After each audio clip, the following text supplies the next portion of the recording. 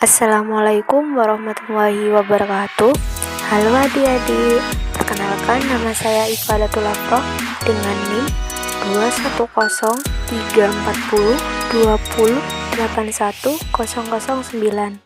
Nah, pada video kali ini kita akan belajar tentang listrik, magnet, dan sumber energi alternatif, yaitu materi IPA bab yang keempat untuk kelas 9 SMP Kurikulum Merdeka. Video ini berisi ringkasan materi beserta penjelasannya. Langsung saja, mari kita simak pembahasannya. Yang pertama, kita pelajari dulu tentang listrik statis.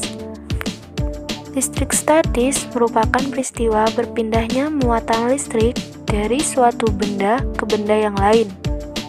Ada dua jenis muatan listrik, yaitu muatan positif dan muatan negatif. Benda-benda yang bermuatan listrik jika didekatkan akan saling berinteraksi antara dua benda bermuatan listrik. Nah, dapat diamati dalam tabel berikut.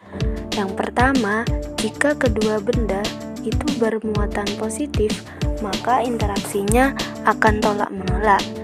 Jika kedua benda tersebut bermuatan negatif, maka interaksinya tolak-menolak. Jika bermuatan positif dan bermuatan negatif, maka interaksinya akan tarik-menarik. Yang selanjutnya yaitu gaya listrik. Orang yang merumuskan hitungan gaya listrik adalah Charles Augustin Coulomb. Dia menggunakan alat neraca puntir untuk menyelidiki hubungan gaya tolak-menolak atau gaya tarik-menarik dua benda bermuatan listrik, disebut gaya elostrastik atau gaya Coulomb. Medan listrik, daerah di sekitar benda bermuatan yang menimbulkan pengaruh gaya listrik terhadap benda atau muatan lain. Nah, ini contoh gambar dari garis gaya listrik. Yaitu untuk selanjutnya tentang listrik pada jaringan saraf. Listrik pada jaringan saraf merupakan komposisi ion yang terdapat dalam tubuh. Ada bagian tubuh yang secara alamiah memproduksi dan merespon dengan singkat beda potensial, yaitu kumpulan jaringan-jaringan saraf. Saraf di dalam tubuh dapat menimbulkan dan menyalurkan respon-respon singkat listrik yang sangat kecil. Aliran-aliran listrik kecil di dalam jaringan saraf membawa informasi dari panca indera yang nanti akan diolah di otak. Listrik dinamis. Listrik dinamis adalah muatan listrik yang mengalir melalui suatu penghantar. Berdasarkan kemampuan menghantarkan listrik, benda dibagi menjadi 3 jenis. Yang pertama, konduktor. Yang kedua, isolator. Yang ketiga, semikonduktor. Konduktor ialah penghantar yang baik. Contohnya seperti tembaga, perak, dan emas. Sedangkan isolator, listrik adalah penghantar yang buruk. Nah, contohnya itu seperti karet, kayu, dan plastik. Dan yang terakhir, semikonduktor, yaitu bahan yang jika berada pada suhu tinggi bersifat konduktor, sementara pada suhu rendah bersifat sebagai isolator.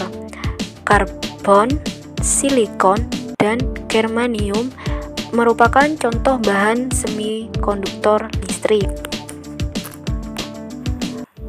Nah, itulah tadi kita sudah selesai membahas tentang listrik statis dan listrik dinamis. Nah, untuk selanjutnya yaitu tentang magnet. Magnet adalah logam yang dapat menarik logam lain tertentu. Magnet terbuat dari logam seperti besi dan baja.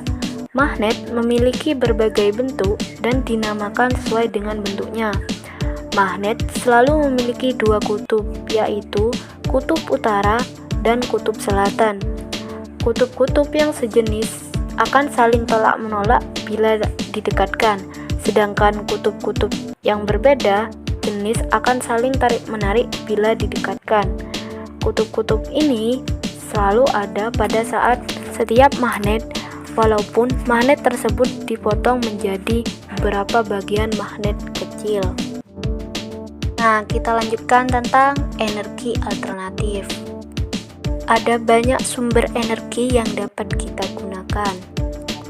Yang pertama yaitu sumber listrik tenaga angin. Angin akan memutar bila turbin, kemudian bila turbin ini akan memutar sebuah generator lalu menghasilkan listrik, seperti tampak pada gambar. Yang kedua yaitu sel surya, solar cell.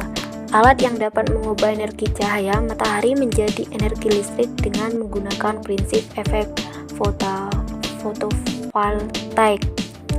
Sel surya yang terbuat dari bahan semikonduktor silikon mampu menghasilkan tegangan setinggi 0,5 V dan arus setinggi 0,1 A saat terkena cahaya matahari. Penggunaan sumber listrik, penerangan jalan, lampu lalu lintas, kalkulator, mainan, pengisi baterai, hingga ke pembangkit listrik, dan bahkan sebagai sumber listrik untuk menggerakkan satelit yang mengorbit bumi. Tenaga nuklir. Pembangkitan listrik tenaga nuklir atau PLTN adalah sebuah pembangkitan daya termal yang menggunakan satu atau beberapa reaktor nuklir sebagai sumber panasnya. Sumber panas dari sebuah PLTN adalah uranium. Reaksi pembelahan fisi. Inti uranium menghasilkan energi panas yang sangat besar. Baik, cukup sekian pembahasan tentang listrik, magnet, dan sumber alternatif. Semoga bermanfaat. Wassalamualaikum warahmatullahi wabarakatuh.